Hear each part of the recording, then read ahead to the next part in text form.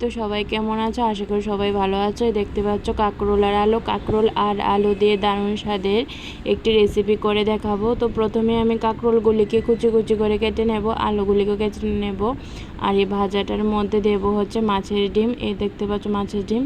তো নুন দিয়ে মাছের ডিম সিদ্ধ বসিয়ে দিয়েছি। তো মাছের ডিম আমার সিদ্ধ হয়ে গেছে। এখন আরেকটা কড়ার মধ্যে পেঁয়াজ কুচি দিয়ে দিলাম গরম তেলের মধ্যে। তো পেঁয়াজটা ভেজে নিচ্ছি। হালকা ভাজার পর এই দেখো কাঁকরোল আর আলু দিয়ে দেব,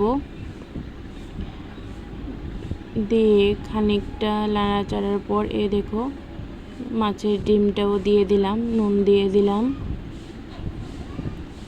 এখন হলুদ দিয়ে দেব, তারপর দিয়ে দিলাম কাঁচা লঙ্কা। এখন ওই দেখো আমার ভাজাটা হয়ে গেছে। তো কেমন হয়েছে আমাকে জানাবে কমেন্টে।